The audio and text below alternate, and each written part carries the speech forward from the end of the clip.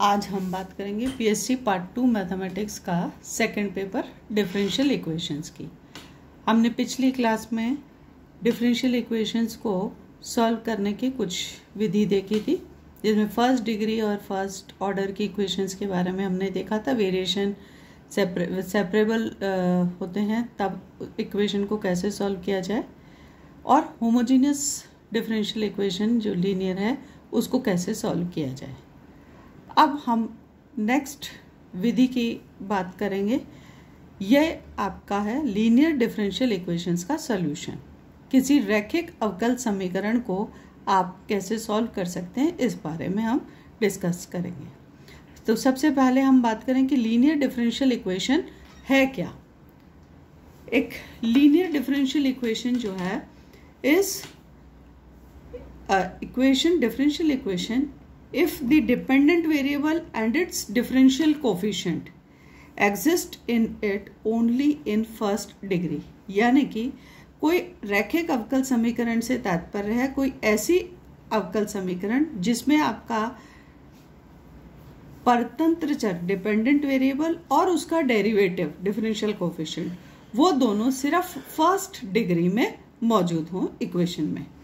जो standard form है differential linear differential equation का, वो हम इस तरह से रिप्रेजेंट कर सकते हैं dy by D X plus P Y is equal to Q, जहां पर p और q जो हैं आपके फंक्शंस हैं of the independent variable x या कांस्टेंट हैं। तो कोई भी लीनियर डिफरेंशियल इक्वेशन जो है वो हम रिप्रेजेंट कर सकते हैं कैसे, इस फॉर्म में dy by D X plus P Y is equal to Q. यहाँ पर p और q दोनों ही आपका, अगर यहाँ पर डेरिवेटिव हम जैसे dy बाई डी एक्स ले रहे हैं, यानी कि यहाँ पर आपका x जो है वो इंडिपेंडेंट वेरिएबल है और y जो है वो डिपेंडेंट वेरिएबल है। तो फर्स्ट डिग्री आपकी है dy बाई डी एक्स इसकी, और आपका जो हमने कहा था डिपेंडेंट वेरिएबल y वो भी फर्स्ट डिग्री में मौजूद है। p और q जो है वो आपके इंडिपेंडेंट वेरिएबल x के फंक्शंस भी हो सकते हैं या कोई कांस्टेंट भी हो सकते हैं। तो ये एक लीनियर डिफरेंशियल इक्वेशन है जहां पर x इंडिपेंडेंट और y डिपेंडेंट वेरिएबल है।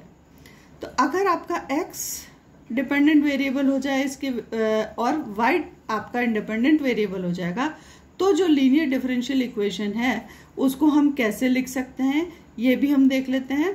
अगर आपका x डिपेंडेंट वेरिएबल हो गया तो डेरिवेटिव x का जो है वो फर्स्ट डिग्री में मौजूद होना चाहिए, और इस डिफरेंशियल इक्वेशन में x की जो टर्म है वो भी फर्स्ट डिग्री की ही होनी चाहिए, यानी तब इक्वेशन का जो फॉर्म आएगा वो होगा dx by dy plus p dash x is equal to q dash. यहाँ पर p डैश और q डैश जो होंगे ये दोनों फंक्शंस होंगे y के या कांस्टेंट होंगे। तो इस तरह से कोई लीनियर डिफरेंशियल इक्वेशन को हम डिफाइन कर सकते हैं। अब लीनियर डिफरेंशियल इक्वेशन को हम सॉल्व कैसे करें, solution of linear differential equation, ये हम देखें। तो अगर आपके पास में हम ऊपर वाला फॉर्मेट लेते हैं, जब y आपका डिपेंडेंट वेरिएबल है और x इंडिपेंडेंट वेरिएबल है, तो हमने देखा कि जो इक्वेशन है लीनियर डिफरेंशियल इक्वेशन वो हो गई dy by D X plus P Y is equal to Q. तो यहाँ पर अपना जो इक्वेशन है ये लीनियर डिफरेंशियल इक्वेशन का जो सॉल्यूशन होगा वो होगा y into E integral p dx is equal to integral of q into E to the power integral p dx plus c, जहां पर c जो है वो कांस्टेंट ऑफ इंटीग्रेशन कहलाता है। अब ये जो सॉल्यूशन आया ये कैसे आया इसे हमें देखना होगा। तो हम देखते हैं कि ये लीनियर डिफरेंशियल इक्वेशन को हम कैसे सॉल्व करते हैं। तो वर्किंग रूल जो है लीनियर डिफरेंशियल इक्वेशन को सॉल्व करने के लिए ये क्या है। सबसे पहला स्टेप 1 ये क्या है कि जो दी हुई आपकी लीनियर डिफरेंशियल इक्वेशन है dy by D X plus P Y is equal to Q, अगर वो फॉर्म में नहीं दी हुई है तो जो भी इक्वेशन दी हुई है उसको हम चेक करें और इस फॉर्मेट में ले लें, यानी कि हमें p और q को रीअरेंज करना पड़ेगा जो आपके इंडिपेंडेंट वेरिएबल x के फंक्शंस या कांस्टेंट्स हैं, इस तरह से कि जो इक्वेशन है वो इस फॉर्मेट में आ जाए, standard form of linear differential equation dy by D X plus P Y is equal to Q. अब p और q को हम आइडेंटिफाई कर लें, यानी कि p और q क्या है ये हम मार्क कर लें। ये पहला स्टेप हो गया। सेकंड स्टेप में हमें क्या करना है कि ई इंटीग्रल पी डीएक्स को कैलकुलेट करना है। Find integral e to the power integral P dx. ये जो e to the power integral P dx है ये कहलाता है इंटीग्रेटिंग फैक्टर। हम शॉर्ट में इसे आई डॉट एफ डॉट से रिप्रेजेंट करेंगे, जो कि कहलाता है समाकलन गुणांक। तो ये जो आपका समाकलन गुणांक है ये हम कैसे निकालेंगे? हम पहले p को आइडेंटिफाई करेंगे जो y का कोफिशिएंट है यहाँ पर, क्योंकि ये x का फंक्शन या कांस्टेंट है इसलिए इंटीग्रेट आसानी से हो जाएगा। इसको हम इंटीग्रेट करेंगे x के सापेक्ष, और e की पावर जब इस इंटीग्रल पी डीएक्स p पर लगी तो ये आपका बन गया इसका इंटीग्रेटिंग फैक्टर। तो अब इंटीग्रेटिंग फैक्टर निकाल लिया हमने। तो नेक्स्ट स्टेप 3 में हम क्या करेंगे, जो आपकी दी हुई इक्वेशन है, जो आपकी differential linear differential equation standard form में है, इस इक्वेशन में हम क्या करेंगे कि इस इक्वेशन को दोनों तरफ हम मल्टीप्लाई कर देंगे इस इंटीग्रेटिंग फैक्टर से। यानी कि इस इक्वेशन में ये आपका integrating factor E integral P DX दोनों तरफ मल्टीप्लाई हो गया। तो ये जो इक्वेशन आई E integral P DX D Y by D X plus P Y is equal to E integral P DX Q. अब ये जो इक्वेशन है इसे हम देख सकते हैं आसानी से कि ये जो आपकी लेफ्ट हैंड साइड है ये है derivative of Y E integral P dx. ये दो फंक्शंस हो गए, इनके प्रोडक्ट का जब डेरिवेटिव निकालते हैं तो यही चीज आपकी बनेगी। तो ये आपका रिड्यूस हो गई इक्वेशन इस फॉर्म में D by D X Y E integral P D X is equal to E integral P D X Q.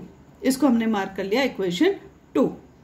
अब नेक्स्ट स्टेप में हमें क्या करना है, स्टेप 4 में integrate the equation 2 on both the sides with respect to x। अब दोनों तरफ हम इंटीग्रेट कर दें x के सापेक्ष, तो क्या होगा, ये क्योंकि डेरिवेटिव का साइन था ऑलरेडी तो यहां पर तो बच गया आपका लेफ्ट हैंड साइड में y into E to the power integral p dx, और this is equivalent to integral of ये पूरा राइट हैंड साइड का इंटीग्रल हो गया। और जब इंटीग्रेशन करेंगे तो हम जानते हैं कांस्टेंट ऑफ इंटीग्रेशन हमें ऐड करना होगा। तो हमने कहा y e to the power integral P D X is equal to integral of e to the power integral P D X into Q plus c, जहां c जो है वो आपका कांस्टेंट ऑफ इंटीग्रेशन है।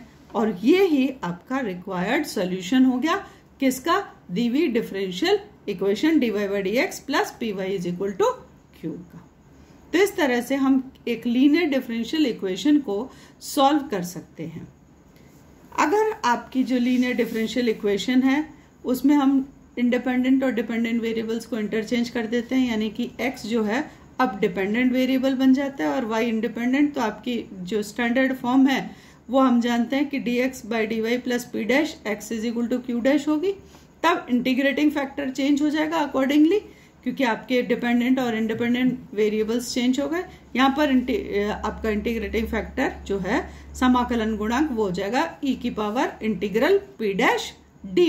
यहाँ पर y के सापेक्ष इंटीग्रेट करेंगे हम, और तब अपनी जो लीनियर डिफरेंशियल इक्वेशन है उसका सॉल्यूशन जो है वो हो जाएगा x into integral e to the power integral p dash dy is equal to integral of q dash e to the power integral p dash dy plus c, जहां c constant of integration है।